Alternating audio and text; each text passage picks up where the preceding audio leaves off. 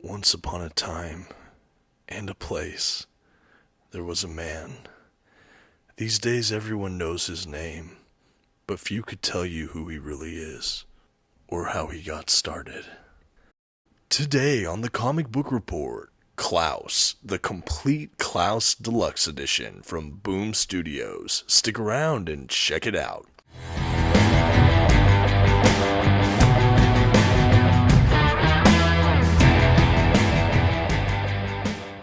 Greetings everyone, my name is Dominic and today you're tuning in to the Comic Book Report, where we review comic books and graphic novels so you can get an idea of what to read. And it's December and frankly I am feeling festive, so I finally took the plunge and picked up Klaus. I can't wait to discuss what I've read recently here, but before we dive into the review, I just want to shout out the channel sponsor, OrganicPriceBooks.com. If you're looking to pick up your own comic book collected editions, I highly encourage you to check out their website. You can find a link for it in this video's description, and if you see anything there you like, you can even use my discount code at checkout, The Comic Book Report, to save $2 off of your order. Please note if you use my affiliate link or code to make a purchase, I will earn a small commission, but it's probably the best way to support the channel. Thank you so much for considering. Now let's get started with today's review. First, some quick facts about today's collection. The issues in this volume were written by Grant Morrison and illustrated by Dan Mora. The comics in this volume were published by Boom Studios beginning in 2015. As far as what this edition collects, this volume includes Klaus, issues 1 through 7, Klaus and the Witch of Winter, issue 1, Klaus and the Crisis in Xmasville, issue 1, Klaus and the Crying Snowman, issue 1, Klaus and the Life and Times of Joe Christmas, issue 1, and Klaus Pen and Ink, issue 1. And finally, this is an oversized hardcover edition with glossy print paper stock, a sewn binding, gilded pages, and even a ribbon, and it has a total of 496 pages. At this time, I'd like to issue a general spoiler warning. I will be flipping through the contents of today's collection and commenting on plot points throughout. You've been advised. Okay, and here's our first look at that Klaus Deluxe Edition from Boom Studios. At the time of this recording, I believe this was first released last year in 2023. I actually thought it was out of print. It's a little bit difficult to find. I happened to find a copy on Amazon recently, so I definitely swooped to pick it up. To my knowledge, in addition to the single issues, they also had paperbacks and I believe 3 other hardcovers that included the contents in this one big edition. But this is the kind of all-in-one Klaus right here, and yeah, we have a plain kind of white hardcover book. There's no dust jacket or anything like that. We have the cool Klaus font, we had images of Klaus, things like that. You can see the main creators here on the side, Grant Morrison and Dan Mora, of course. Overall, I really like it. I think it's a pretty minimalist design aesthetic. You get the kind of white as winter snow feel for the whole thing, which I enjoyed. The back of this book as well is extremely sparse. We have the kind of sigils we see Klaus using throughout this book, and we have some snow here on the back. And then other than that, we kind of have the pricing information, and that's really it for the actual back of the hardcover. I also wanted to take special note of something I mentioned briefly earlier. This book has these nice kind of silver gilded pages around the edging of it. It really lends something to this release that just makes it feel a little more prestigious, a little extra festive. I think it's a really nice touch that I personally enjoy. The other hardcovers that they released I think might have had this touch as well, but I was certainly happy to see it in this deluxe edition. We also have a little ribbon sewn in for a bookmark. Now again, there's no dust jacket for this collection, just the hardback book itself. Like many of these Boom releases, I know Image Deluxe Editions are similar. But yeah, I wanted to go ahead and show you a quick look at the binding before we dive into the collection. As you can see, it's a really solid eye, so the pages lay down really flat, I would say. I think my edition was a little bit tight as far as the binding goes, but everything laid down really, really well. No complaints whatsoever. I think it's extraordinarily well bound. Now, I did want to do a size comparison, and for that I have my deluxe edition of Batman Noel, which I reviewed I think a year or two ago on the channel. It's another one of my Christmas reads from Lee Bermejo. Anyway, this deluxe edition from DC is the size of your normal oversized format, so your omnibuses, things like that. So as you can see, Klaus is quite a bit taller. It's a really unique trim size. I don't really have a ton like it, but it is bigger than a standard omnibus or deluxe edition, which I think is really cool. It's definitely great to showcase Mora's artwork.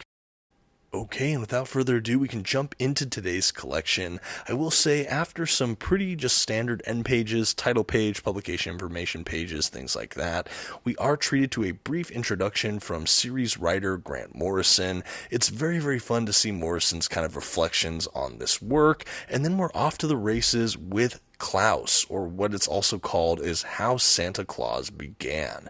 And this is that first 7 issues. This is the main meat and potatoes of the Klaus story in my mind. This is the main kind of origin series. And in case you can't tell, we don't have the issue covers at the front of each issue. Have no fear, they are included in the back as part of the bonus features. No, instead we have these kind of punctuated chapter breaks that denote where the issues change overs or when we have a new one-shot or something like that. I would have personally loved to see the covers at the front of each issue, but I think that this is probably my second choice, where we have these beautiful chapter breaks and we still do get those covers at the end. But basically after that, we're right off to the races here from this Morrison Mora classic. Now, this is a work I have heard about for several years. In fact, my first year doing this channel, maybe 3 or 4 years ago now, I heard about this book, or not this deluxe edition, but the Klaus story. It sounded right up my alley. It sounded very festive, fun, Christmassy, and I wanted to read it. I wanted to showcase it on the channel, and I didn't buy it. Well, the next year came around, and the next year, and I just kind of kept deferring it. And last year, I really thought it was going to be the year. You know, they released this big, beautiful deluxe edition, and honestly, Christmas came and went, and I never picked it up. And I wanted to pick it up and read it around the time of the holiday, and I thought I missed my opportunity. But when I found it this year, and I still had some fun money left in the budget, I knew it was my time to strike. And here we are, and honestly, it lives up to a lot of the hype I have heard about this whole series, though I will say for me overall, it does peak with this first 7-issue run, which is this Santa Claus origin story. So what do we have here? Honestly, this is probably one of Morrison's most accessible works. If you're unfamiliar with this comic book writer, Morrison can be really cerebral, heady, and just kind of a trip in many ways. And while we do have some kind of psychedelic elements with this, I think that this is a very, very again, just accessible piece of Morrison work, and I mean that in a really complimentary fashion. It sounded like initially Morrison just wanted to explore the beginnings of this kind of tall tale, cultural figure in the person of Santa Claus, of course, and what we have is kind of Santa Claus Begins. We have a gritty, dark origin story about a man who kind of lives in the wild outside of this town, ultimately goes into the town and sees so many people kind of enslaved or just really not living their best lives. And children aren't allowed to celebrate the Yule time or the Christmas time. And it's just really oppressive and horrible. And we have this guy, Klaus, kind of communing with these kind of forest spirits or something. And they kind of direct him to do certain things. Like he goes onto this trip and he all of a sudden wakes up with all of these kind of sentient magical toys, which he then goes to distribute around the town to all the children. And there's this interesting kind of Robin Hood-like dynamic to Klaus in this. It's like year one meets Robin Hood in many ways. I think someone wrote that. That's not my original thought. I saw that somewhere, but I think it's a really apt description for this series. It is a really interesting cross of those things. But we're introduced to this town that feels kind of medieval and interesting. There's kind of an evil baron at the top of it who's greedy, and we find out trying to summon some kind of dark force to basically cement his power and his legacy. He has this Baroness, his wife, who is just completely listless and unhappy, it seems, with her marriage and family. The husband even kind of gaslights her and calls her crazy. And then we also have a son who is just raised not in a great environment by these two, especially the dad, and he kind of becomes a selfish brat who gets all the toys from the people in the kingdom. Anyway, we have Klaus kind of trying to do his best to bring cheer during the season, kind of at the will of these forest creatures. He also has, as his best friend, this kind of white wolf named Lily that goes on all of his adventures with him. And it's just really fun. And we ultimately have kind of a a good versus evil story here as he tries to do more good in this town and kind of free them from this oppression and this enslavement. And all the while, the evil forces, the Baron, kind of get more and more strict and more totalitarian and wicked. And we also have these kind of minds going on under the city, and there's this ancient evil that's whispering and trying to be awakened, and we don't really know what's going on there, but Klaus just keeps trying to do his best. And ultimately, this 7-issue run leads to this final showdown where the evil is unleashed to be a kind of Krampus, this kind of anti-Claus evil like creature, and we have Santa Claus basically tortured and basically at death's door, and those kind of forest creatures basically empower him and imbue him with sort of an immortality, and he comes at the last minute with his fleet of white wolves on his kind of celestial sleigh to take down this kind of evil anti-Claus kind of creature, and he basically saves the town, ends up with the girl. The Baron gets completely incinerated. It's pretty metal, but it has kind of a happy ending, and ultimately we have the passage of time as he kind of falls in love with the old Baroness and raises that boy as his own son to become a great man himself, and we just see time pass, and he's kind of ageless, and ultimately when his wife passes, or his love interest passes, he basically says he's going to go on, but you can rest assured you'll see him every year around the Yuletide, and that's kind of the beginning of Santa Claus, and we have him kind of fly off in his sleigh to the moon. Along the way, too, we have several other plot bits, like the slow brewing romance between Klaus and the Baroness, some of their hidden history, some of his old history with this town, but I'll leave some of those little ins and outs for you to enjoy on your own. But that's the overall shape of those first 7 issues. Again, I think that's really the high bar of this collection for me. That and just generally the art throughout from Dan Mora, I think is absolutely enchanting. I love what Mora brought to the table here. I was first familiar with the art of Dan Mora from that series at also Boom Studios, Once and Future, and I think he lends himself so well to this kind of medieval swords and sorcery kind of era. I love to see the expression on the character models. I love the world building that just seems so intrinsic to what Mora brings to the table here. And overall, I just had so much fun with these first couple issues. And while I'm still flipping through, I believe, issue 7 here for that main Klaus run, I do want to touch on some of the other stories we get throughout this collection that you'll see me flip through throughout this video. I'm going to kind of cherry pick and jump around a bit, but essentially after those first 7 issues, we go into a sequence of one-shots, and I believe if I did my homework correctly, these one-shots were released kind of subsequent Christmases by the 2 creators, Morrison and Mora, and again, ultimately these were collected in their own paperback or hardcover collections before they were included in this deluxe edition. But we have Klaus and the Winter Witch, which is basically Klaus battling exactly what it sounds like. The woman is sort of cold and has ice powers. Think like kind of the Ice Queen from something like Narnia or like Frozen or whatever. It feels like it's borrowing from some of those like myths or fables or legends or what have you. But I really like this. Basically, he comes back in the modern day after supposedly some kind of war on the moon, and we see this single dad who, lost his wife. His 2 kids have been kidnapped, and he's not sure if Klaus is involved, but Klaus and his wolf kind of show up and basically get the details and say, we'll save them, and then puts the dad to sleep, and then ultimately goes out to try to find these missing children, who we found out are kind of taken up by this Winter Witch. I really enjoyed how Morrison blended in some of these other kind of fables or kind of folkloric kind of figures. We not only get the kind of Ice Princess or Ice Queen kind of character, but we also get Geppetto from sort of the Pinocchio story. We have him kind of revealed to be a sort of protege of Klaus's Once Upon a Time. We have this sort of lore building that Klaus taught him how to use sort of enchanted wood to make living or sentient things like, Pinocchio.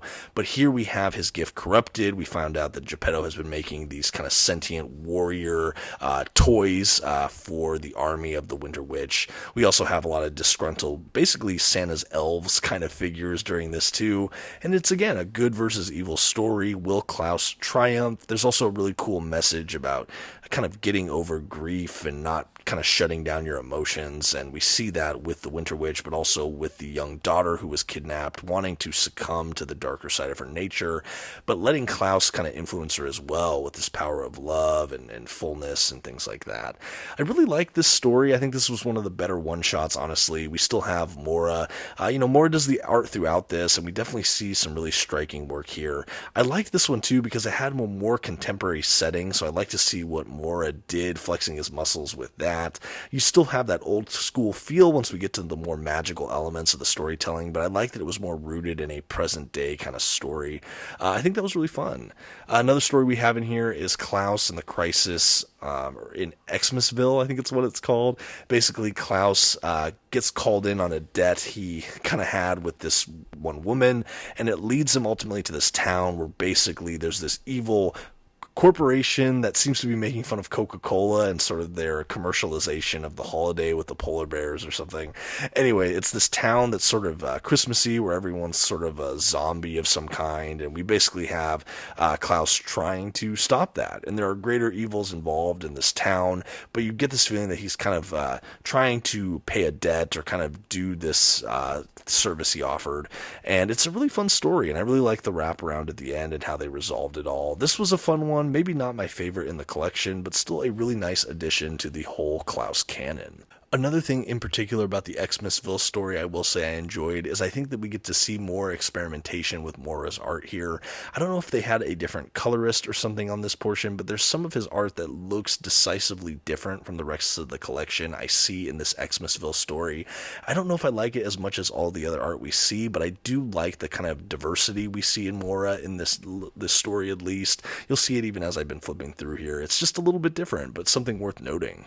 The last, real story we have in this collection is Klaus and the Crying Snowman. This seems to be bringing in the kind of sentient snowman, Frosty the Snowman kind of ideal. We basically have this snowman who's forgetting things as he's warming up and melting, and we have an older-looking Klaus kind of being tender to him and trying to explain what happened.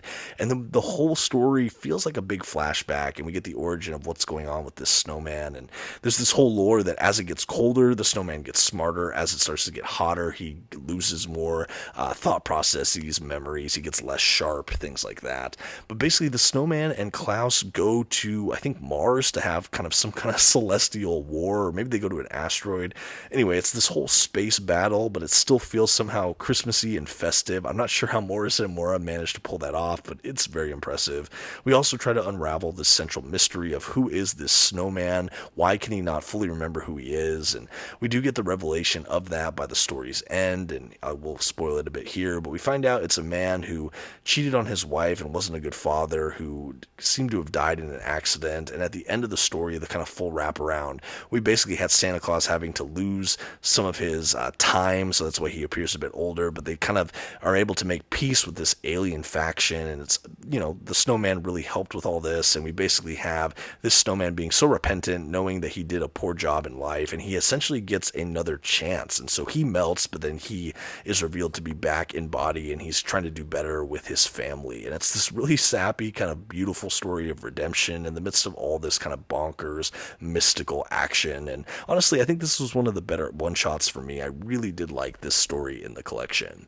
Okay, the last air quotes story we have in this collection is The Life and Times of Joe Christmas, and this is really interesting to showcase this. Obviously, I have to put the book sideways because Dan Mora and Grant Morrison kind of played with how the art is laid out here. We basically have this more vertical format, but basically we go through the days of December from the 1st all the way through the 25th on Christmas, but chronologically we're kind of taking a story back in time in this narrative. You have each of these kind of two-page spreads dated, and we basically have this story playing out in reverse, and it's kind of disorienting, and even having to hold the book sideways and everything, but we have some really breathtaking two-page spreads here, and we actually have a really fleshed out narrative, even if there's not much dialogue and it's done in an atypical way. But it seems to be the story about this baby that's put in Klaus's charge to look after, and we get to see Klaus just kind of be a guiding presence for him throughout his life and ultimately team up with him. The guy finds love and kind of does out most of his life throughout the pages of this work. But again, we see it kind of in reverse, and it's a really interesting narrative dynamic. I should still count it as a story. It certainly is, but it doesn't have, your typical paneling and dialogue and things like that. It feels more of an art piece, but I still think it is a worthwhile addition to the collection. It has a powerful impact, and overall, I really did like this approach. Okay, and now that we've taken a look at Klaus and the life and times of Joe Christmas, I can go ahead and flip the book back for the proper orientation for the remainder of the video. So after all those stories, we are treated to Klaus Pen and Ink issue 1. This is a really fun feature that almost feels like part of the bonus features. Essentially, it is the first issue of Klaus, reprinted in its entirety, but this time without any colors. It's just the pen and inks, and then below it we have kind of commentary from both Grant Morrison and Dan Mora. They kind of take turns, but we get a lot of insight behind the creative process, what went into it, the discussion, and it's a really cool way to see behind the scenes and kind of how the sausage was made, so to speak. And with just the pen and inks, we get to see the full effect of Mora's just pencil work and just what he did here. I really think that this was a fun way to enjoy this story. Again, for people like me who with DVDs or Blu-rays like the kind of commentary or special features, it's just the look behind the curtain, and I just think it's really fun. After that pen and ink issue, we do have a full cover art gallery. So this is where we get all of the issue covers that were not included in the main book itself. Like I said, we had those interstitial chapter breaks instead. But yes, here are all the covers for the collection, and they are just gorgeous. Honestly, I loved seeing some of the covers for the collection. I get why a lot of creators might like having them at the back like this. Personally, I still like when they're actually in front of each issue as I read, but this is not a bad way to go. And honestly, to see them all in the back in a gallery is quite nice as well. After this, we actually are treated to a variant cover art gallery where we get to see a lot of other artists, pencilers kind of show their rendition of Klaus and his world. I really like this as well, a great way to showcase more art and kind of reinterpretations of the material we've already seen. And yeah, I really like it. I always think that this is a nice extra to have in a collection like this. And afterwards, we have other miscellaneous extras. I will say it's mostly art-based, so we have some character models, some outline kind of sketches, we have some kind of pictures of maybe what the office space or workspace looked like for Dan Mora. I really like those kind of collages. They all look really striking and interesting, and honestly, it's a kind of extra I don't often see in collected works, so I thought it was really novel and fun. Shortly after that, we have a brief blurb on both of our main creators, and honestly, that about does it for this Complete Klaus Deluxe Edition from Boom Studios. Like I said, an overwhelmingly gorgeous collection. I hope you enjoyed our run through, and now all that's left is to give it a grade. Immediately becoming an essential read for my Christmas comic shelf, Klaus did not disappoint. Morrison and Mora definitely came in full steam ahead on this series. I love the main series, love the one-shots. The art never faltered for me. I do think some stories were more effective than others, but overall a really fun, fantastical time. And to that end, the Comic Book Report is happy to give the Complete Klaus Deluxe Edition an A-.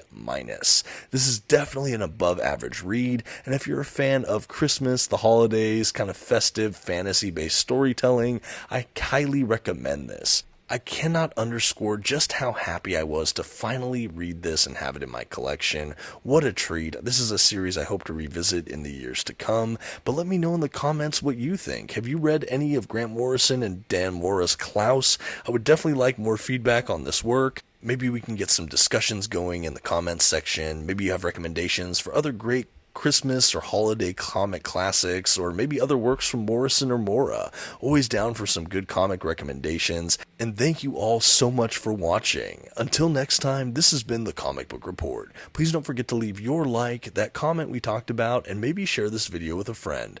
Thanks everyone. Have a good one.